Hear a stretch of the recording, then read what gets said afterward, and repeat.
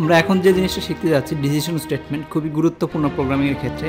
কারণ কম্পিউটারকে দিয়ে কিভাবে আমরা ডিসিশন নেওয়াবো, কীভাবে তারা চিন্তা ভাবনা করবে কম্পিউটার, সেই চিন্তা ভাবনার বিষয়টা, সেই মস্তিষ্কের চিন্তার ফ্লোটাকে আমরা তৈরি করব এই ডিসিশন স্টেটমেন্টের মাধ্যমে। তো আমাদের সাধারণ জীবনে যেরকম বিভিন্ন ধরনের ডিসিশন নিয়ে থাকি, ঠিক একই রকমভাবে কম্পিউটারকে ইনস্ট্রাকশন দেওয়া যায় তারা ডিসিশন নেওয়ার জন্য। যেমন আমরা এখানে একটা এক্সাম্পল দিয়ে দিছি, যেমন assume given marks are for x for student. একটা পার্টিকুলার ছাত্রের জন্য এক্স নামে একটা ভেরিয়েবল আছে যেখানে একটা মার্কস দেওয়া হলো। এখন আমাদের ডিসিশন নিতে হবে, যদি ছাত্রটা 95-এর বেশি পায় তাহলে সে ব্রিলিয়ান্ট স্টুডেন্ট, যদি সে 30-এর কম পায় তাহলে সে পোর স্টুডেন্ট, আর যদি ইন বিটুইন পায় মানে 30-এর সাথে বেশি কিন্তু 95-এর সাথে কম, তাহলে সেটা হচ্ছে অ্যাভারেজ স্টুডেন্ট। তো এটাকে আমরা কম্পিউটারের মাধ্যমে কীভাবে ডিসিশন নেওয়াবো, সেই ডিসিশন নেওয়ার প্রক্রিয়াটাকে হচ্ছে ডিসিশন মেকিং। তো ডিসিশন মেকিংয়ের ফ্লোটা কীভাবে হয়, একটা কন্ডিশন দিতে হবে যে এই ছাত্রটা যদি 95-এর বেশি পায় তাহলে সে ব্রিলিয়ান্ট, আর যদি বেশি না পায় তাহলে আমরা পরে দেখব এই ছাত্রটা কি 30-এর নিচে, তাহলে যদি 30-এর নিচে তাহলে পোর, আর যদি ছাত্ররা 30-এর বেশি 95, এরকম যেরকম ডিসিশন নিচ্ছি সেই ডিসিশনগুলো আমাদের এখানে নিতে হবে। তো কন্ডিশনটা আমরা দেখব, কন্ডিশন যদি ট্রু হয়, আমরা এর আগে কন্ডিশনাল বিভিন্ন স্টেটমেন্ট দেখেছি, বিভিন্ন কন্ডিশনাল অপারেটর দেখেছি, সেই অপারেটরগুলো ব্যবহার করবো এখানে। কন্ডিশন যদি ট্রু হয় তাহলে কন্ডিশনের ট্রু হলে সে কী ধরনের কাজ করবে সেই কাজের কোডটাকে লিখতে হবে, আর যদি ফলস হয় তাহলে এটাকে বাইপাস করে সে এইটা আর এক্সিকিউট করবে না, এই কাজটুকু করবে না, না করে সে পরের কাজ, এই কন্ডিশনের পরের কাজটুকু করা শুরু করবে। এটা হচ্ছে ফ্লো, এটাকে বলে flow chart. So if condition স্টেটমেন্টটার আমরা এক্সাম্পল হিসেবে দেখি। তো ইফের স্টেটমেন্ট যেটা হয়, আমরা একটা ভেরিয়েবল নিলাম এক্স, যেটা আমরা বললাম সে 45, এখন দেখতেছি x is greater than 95। Extra কি 95-এর সাথে বড়? না, বড় না। তার মানে সে এইখানে আর এগুলো এক্সিকিউট করবে না, সে এখানে চলে আসবে। আর যদি ছোট বড় হতো তাহলে কী করতো, তাহলে এই ব্র্যাকেটের মধ্যে সে যে স্টেটমেন্টগুলো আছে সেই স্টেটমেন্টটা প্রিন্ট করবে। তার মানে আমাদের কন্ডিশনের এটা হলো কি ইফ, তারপরে কন্ডিশন, তারপরে একটা ব্র্যাকেট শুরু, একটা ব্র্যাকেট। তো এর মধ্যে আমরা যদি কন্ডিশনটা ট্রু হয় তাহলে তার স্টেটমেন্টগুলো লিখবো। তো এর ভিতরে, এই অংশটুকুর ভিতরে যে স্টেটমেন্টগুলো আছে তাহলে এই কন্ডিশনটা ট্রু হলে এগুলো এক্সিকিউট করবে, আর যদি ট্রু না হয় তাহলে এই কাজগুলো কম্পিউটার করবে না। তো ঠিক একই রকমভাবে প্রিন্টএফ স্টুডেন্ট ইজ ব্রিলিয়ান্ট, যেহেতু এটা না তাহলে সে এখানে আসবে না, সে ডাইরেক্টলি এখান থেকে এখানে চলে আসবে। এক্স ইজ গ্রেটার দেন 30, এখানে 45 আছে, নো, কম্পিউটার বলবে যে নো, তার মানে এটাও এক্সিকিউট করবে না, সে চলে আসবে এইখানে। এখানে এসে আবার দেখবে if x is greater less than 95, yes, and symbol, x is greater then 30, yes, দুইটাই ট্রু, তার মানে এটা ট্রু, এই কন্ডিশনটা ট্রু হয়েছে, তার মানে সে এখানে ঢুকবে, ঢুকে এই যে ব্র্যাকেটের মধ্যে যে ব্লকের মধ্যে যে স্টেটমেন্টগুলো আছে সেটাকে সে এক্সিকিউট করবে। তো এটা হচ্ছে ইফ কন্ডিশন, একটা simple if condition. If condition যদি ট্রু হয় তাহলে কিছু কাজ করবে কম্পিউটার, আর যদি ট্রু না হয় তাহলে এর ভিতরে কাজগুলো আর করবে না। তো এটা যদি এক্সিকিউট করি তাহলে এটা প্রিন্ট করবে কি, স্টুডেন্ট ইজ অ্যাভারেজ, কারণ সে 45 মার্কস পেয়েছে। তো অনেক ক্ষেত্রে আমাদের শুধু একটা কন্ডিশনই দিলে হচ্ছে না, আমাদের মাল্টিপল কন্ডিশন দিতে হবে, বা দুইটা ব্লক এক্সিকিউট করতে হবে।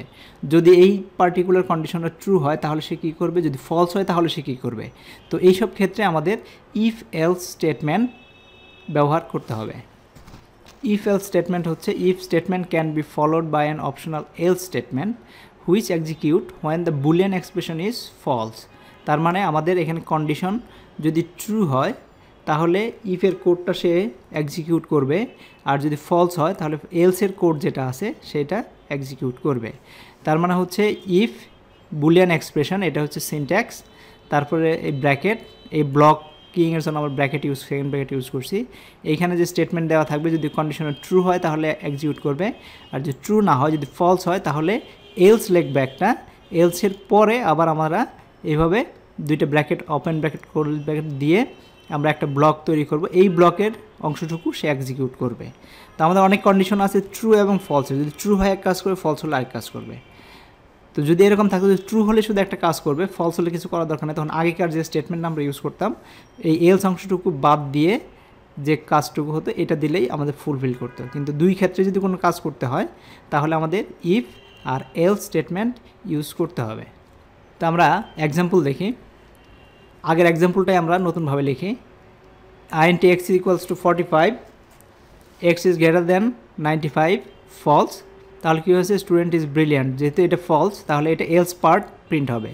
তাহলে আমরা শুধু বলে দিচ্ছি student is not brilliant, student is not brilliant আমরা বলে দিচ্ছি। যদি ট্রু হলেও তাহলে ব্রিলিয়ান্ট বলতাম, আর আদারওয়াইজ ব্রিলিয়ান্ট বলতেছি না। And if else statement is useful when we have to take decision out of two operation, দুইটা অপারেশনের মধ্যে যদি আমাদের ডিসিশন নিতে হয় তখনই আমরা ইফ এলস এই অংশটুকু এই স্টেটমেন্টটা ইউজ করব। তা আমাদের অনেক সময় হয় একাধিক কন্ডিশনের মধ্যে থেকে একটা বেছে নিতে হয়। যেমন আগেকার প্রোগ্রামটাই যদি 3টা ভাগ আছে, ওইটা আমরা আগের প্রোগ্রামে যেটা দেখেছি এখানে আমাদের এতগুলো কোড লিখতে হচ্ছে, তারপরে এইগুলো যে মাল্টিপল কোড দিতে হয়, তাহলে আমরা আরেকটা স্টেটমেন্ট আছে ইফ এলস। তার মানে যদি এটা ট্রু হয় তাহলে এই ব্লক ট্রু করো, আদারওয়াইজ আবার চেক করো যে অন্য আরেকটা কন্ডিশন ট্রু হয়েছে কিনা সেটা দেখার জন্য। সেটা যদি হয় এভাবে আমরা যেতে পারি ইনফিনিট পর্যন্ত। যেমন if statement can be followed by an optional else, যেটা আমরা আগে দেখেছি। If else statement which is very useful to test various condition using single if statement. তার মানে when using if else statement there are few points to keep in mind. কিছু জিনিস আমাদের মাথায় রাখতে হবে। একটা হচ্ছে an if can have 0 or 1 else and it must come after any else if.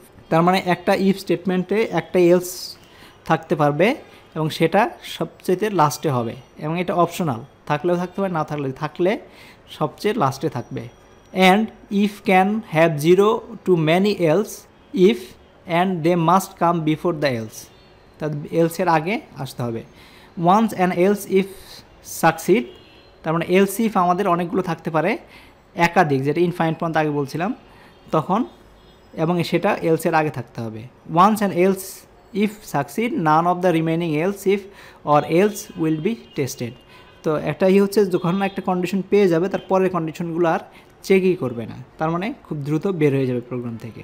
তো এটা টাইম মানে অপটিমাইজ প্রোগ্রামিং করার জন্য যদি মাল্টিপল ডিসিশন নিতে হয় তাহলে আমাদের ইফ এলস এই স্টেটমেন্টটা ব্যবহার করতে হবে। তো সিনট্যাক্সটা কী হবে, ইফ কন্ডিশন, আমাদের আগের মতো ইফের যে কন্ডিশন, যদি এটা ট্রু ব্লক হচ্ছে এটা, এখান থেকে ওপেনিং ব্র্যাকেট ক্লোজিং ব্র্যাকেট, তারপর এলস স্পেস ইফ, তারপর আবার কন্ডিশন, তারপরে তার ব্লকটা ডিফাইন করতে হবে, তারপরে এলস ইফ, তারপরে এরকম করে এলস ইফ অনেকগুলো হতে পারে, এবং লাস্টে যদি এলস দিতে হয় তাহলে এটা হবে লাস্ট স্টেটমেন্ট এখানে, আর এরপরে আর কোনো এলস ইফ আসতে পারবে না। তো আর এলস তারপরে এইভাবে এলসের ব্লকে এক্সিকিউট করতে হবে। এটা হচ্ছে আমাদের সিনট্যাক্স, এটা আমাদের মনে রাখতে হবে। তো আমরা একটা এক্সাম্পল দেখি। আগেকার যে এক্সাম্পলটা লিখছিলাম ওইটাই আমরা রিডিফাইন করি। x equals 45, if x is greater than 95 student is brilliant, তাহলে ট্রু হলে এখানে ঢুকবে, আর যদি ট্রু না হয় তাহলে সে এইখানে কন্ডিশন আসবে। Else if x is less than 30 তাহলে স্টুডেন্ট ইজ পোর, আর যদি এটাও কন্ডিশন না হয়, লাস্টে হচ্ছে আমাদের 3টা কন্ডিশন ছিল, else if x is less than 95 and x is greater দেন 30 তাহলে স্টুডেন্ট ইজ অ্যাভারেজ। এখানে আমরা কোনো এলস পার্ট ইউজ করি নাই, কারণ এলস পার্টে আমাদের কোনো মেসেজ দেওয়ার ছিল না, এই জন্য এলস পার্ট ইউজ করি না, এই জন্য এলস পার্টটা হচ্ছে অপশনাল। তো এটা যদি আমরা এক্সিকিউট করি তাহলে স্টুডেন্ট ইজ অ্যাভারেজ এটা আসবে, কারণ 45 হচ্ছে 95 অ্যান্ড 30-র মাঝামাঝি, এবং এটা ট্রু হবে এবং এই ব্লকটা এক্সিকিউট হবে। ইফ স্টেটমেন্টের মধ্যে আরেকটা জিনিস আছে, সেটা বলে নেই, সেটা হচ্ছে আমরা নেস্টেড ইফ করতে পারি। নেস্টেড মানে হচ্ছে ইফের মধ্যে ইফ তৈরি করতে পারি। যেমন এটা সব ক্ষেত্রেই প্রয়োজন, আমাদের ইফের এইখানে ইফ স্টেটমেন্টের এই ব্লকের মধ্যে আমরা চাইলে আরেকটা ইফ স্টেটমেন্ট শুরু করতে পারি। যেমন এক্স ইকুয়ালস টু 95 যদি হয় তাহলে কি হবে, তাহলে ঠিক একইভাবে নেস্টেড মানে এই ব্লকের মধ্যে আরেকটা ইফ স্টেটমেন্ট, এটাকে নেস্টেড ইফ বলে। তো এইভাবে আমরা নেস্টেড ইফ তৈরি করতে পারি, এবং এই ইফ স্টেটমেন্টটা অবশ্যই এই ক্লোজিং ব্র্যাকেট শেষ হওয়ার, এই ব্লকের ব্র্যাকেট শেষ হওয়ার আগে শেষ হতে হবে। তো এটা ছিল ইফের ডিসিশন মেকিং। এবং এরকম অনেকগুলো ডিসিশন যদি আমাদের নিতে হয়, এরকম যদি 1000টা থাকে আমাদেরকে, এরকম 1000 ইফ এলসিফ এইভাবে দেওয়া সম্ভব না। তো এই প্রবলেমটা সলভ করার জন্য নিয়ে আসা হয়েছে সুইচ স্টেটমেন্ট। সুইচ স্টেটমেন্টটা হচ্ছে একটা কন্ডিশনের উপর নির্ভর করে, বিশেষ করে কিছু সিচুয়েশন আছে, যেমন আমরা যদি একটা মেনু তৈরি করতে চাই, মেনু এরকম আমরা গেম যদি খেলে থাকি মেনু দেখতে পাই। তো মেনু যখন বার তৈরি করি তখন মেনু এটা যদি ক্লিক হয়, মানে এটা যদি 1 2 3 হয়, 1 ক্লিক হলে এক কাজ করবে, 2 ক্লিক করলে এক কাজ করবে, 3 ক্লিক হলে এক কাজ করবে। তো এরকম একটা কন্ডিশনের উপরে বিভিন্ন ধরনের অ্যাকশন যদি হয়, একটা কন্ডিশনের ভ্যালুর উপরে বিভিন্ন ধরনের অ্যাকশন যদি হয়, তাহলে আমরা সুইচ স্টেটমেন্ট ব্যবহার করব। যেমন আমাদের যদি এরকম হতো যে 1 থেকে 10 পর্যন্তর মধ্যে 1 হলে স্টুডেন্ট নাম্বার 1, 2 হলে স্টুডেন্ট নাম্বার 3, 3 হলে স্টুডেন্ট নাম্বার 4, ব্লা ব্লা ব্লা, এরকম যদি হতো, সেই ক্ষেত্রে আমরা সুইচ স্টেটমেন্ট ইউজ করতে পারি। সুইচ ফার্স্ট ব্র্যাকেট এক্সপ্রেশন, তারপরে ফার্স্ট ব্র্যাকেট ক্লোজ, তারপর সেকেন্ড ব্র্যাকেট কেস 1, ফার্স্ট একটা কেসটা হচ্ছে কিওয়ার্ড কেস, তারপরে কোলন দিতে হবে, স্টেটমেন্টস সেমিকোলন, তারপরে ব্রেক স্টেটমেন্ট দিতে হবে। আমরা দেখব ব্রেক স্টেটমেন্টটা কি, ব্রেক টু স্টেটমেন্ট ব্রেক। তারপর হচ্ছে ডিফল্টস, ইফে যেরকম আমরা এলস লিখতাম, সেখানে সুইচের ক্ষেত্রে আমরা লিখব ডিফল্ট। এটা হবে সবসময় লাস্ট, তার আগ পর্যন্ত কেস যেতে পারে 1 2 3 4 কেস 100 ইনফাইনাইট পর্যন্ত যেতে পারে লজিক্যালি। তো লাস্টেরটা হবে ডিফল্ট, এটা অপশনাল হতেও পারে না হতে পারে। তো এটা কি হবে গ্রাফিক্যালি যদি আমরা দেখি, এখানে হচ্ছে এক্সপ্রেশন ফার্স্ট কেসের জন্য একটা ব্লক থাকবে, এটাই যে এই ব্লক, এই কোলনের পরে যেসব আছে সবগুলো এই ব্লক থাকবে। সেকেন্ড কেসের জন্য আরেক ব্লক, থার্ড কেসের জন্য আরেক ব্লক, ডিফল্টের জন্য অন্য আরেকটা ব্লক। তো এইভাবে আমাদের সুইচ স্টেটমেন্ট। তো সুইচ স্টেটমেন্টের এক্সাম্পল যদি আমরা দেখি, এক্স ইকুয়ালস টু 2 ধরে নিলাম, সুইচ এক্সটাকে কম্পেয়ার করতেছে, এক্সের ভ্যালু কী হবে, এক্সের ভ্যালু নির্ভর করে কেস যদি 1 হয় তাহলে প্রিন্ট 1 ব্রেক, কেস যদি 2 হয়, এক্সের মান যদি 2 হয় তাহলে 2 প্রিন্ট করবে, যদি 3 হয় 3 প্রিন্ট করবে, 4 হলে 4 প্রিন্ট করবে, ব্রেক। ডিফল্ট যদি কিছুই না হয়, নান অফ দ্য অ্যাবভ, তো কোনোটাই না। তো এটা হচ্ছে কেস স্টেটমেন্ট। কেস স্টেটমেন্টের আরও ভালোভাবে বলতে গেলে বলতে পারি যে আমাদের অনেক সময় কন্ডিশন দিতে হয়, যে কন্ডিশন থেকে আমরা বের করতে পারি। যেমন আমরা যদি এরকম হয় যে আমরা নিউমেরিক একটা প্রোগ্রাম লিখবো, যেখানে নিউমেরিক ভ্যালু দিব, আমরা নিউমেরিক ভ্যালু লিখবো যে 1, সে এটা কথায় লিখে দিবে, বা এরকম 100 লিখবো, সে এটা কথায় লিখে দিবে। তো ওই ক্ষেত্রে আমরা এই সুইচ স্টেটমেন্ট ইউজ করতে পারি। অনেকগুলো ইফ স্টেটমেন্ট দেওয়ার চাইতে সুইচ স্টেটমেন্টটা এইসব সিচুয়েশনে কার্যকরী। তো ডিসিশন ইন জাবা ঠিক সি এর মতো, সিতে আমরা যা শিখছি ইফ এলস ইফ সব কিছুই আমাদের একই সি এর মতোই। জাবা প্রোগ্রামটা এরকমভাবে আসবে, এক্স আমরা দেখতেছি ইফ এক্স গ্রেটার দ্যান 95, প্রিন্টএফের পরিবর্তে শুধু system.out.println student is brilliant, else if x is less than 30, system.print.println student is poor, else if x is greater than less than 95 and x is greater than 30, system.out.println student is average। ঠিক C এর মতোই, কোনো difference নাই, if statement জাভাতেও একই। তো পাইথনে কি হয়, পাইথনের একটা জিনিস শুধু চিন্তা করতে হবে, এখানে কি একটু ডিফারেন্স আছে। তো পাইথনে আমাদের যেটা করতে হয়, ইফ স্টেটমেন্ট একই, ইফ এখানে দেখতে হবে ইফের মধ্যে কোনো ব্র্যাকেট নাই, এই ব্র্যাকেটগুলো নাই, ব্র্যাকেট দেওয়া যাবে না।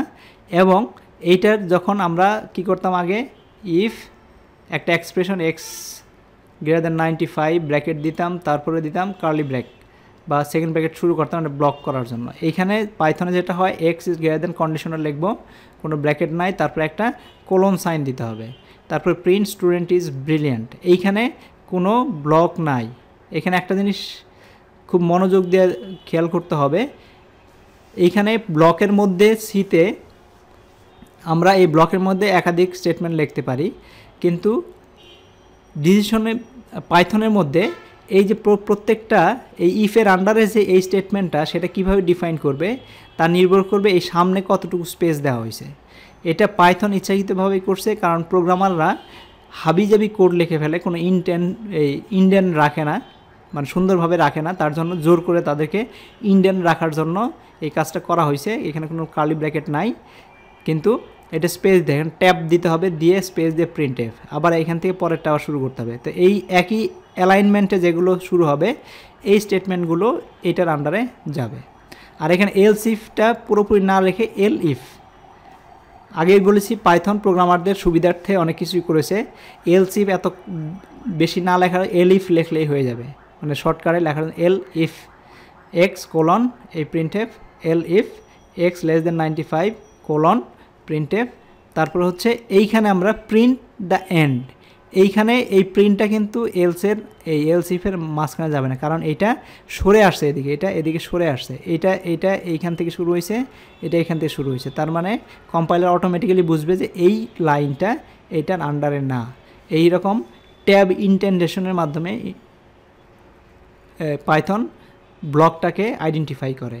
এইটা যদি খালি এই দিকে সরাই আনা হয়তো তাহলে এই প্রোগ্রামটা এইটার প্রিন্ট করতো না, কারণ এটার আন্ডারে কোনো স্টেটমেন্টই সে পাইতো না, কারণ সে মনে করতো এটা ইফের বাইরে। যেহেতু এলস ইফের ভিতরে রাখতে হলে আমাদের ইন্ডেন্টেশন রাখতে হবে, এটা মনে রাখতে হবে। কিন্তু এটা এভাবে পাইথনে এভাবে আমরা ডিসিশন মেকিং করতে পারি, if, elif, else. So thank you very much. Next আমরা আরও একটা ইন্টারেস্টিং টপিক দেখব, লুপস, কীভাবে একই স্টেটমেন্ট বারবার এক্সিকিউট করা যায় লাইন বাই লাইন না লেখে।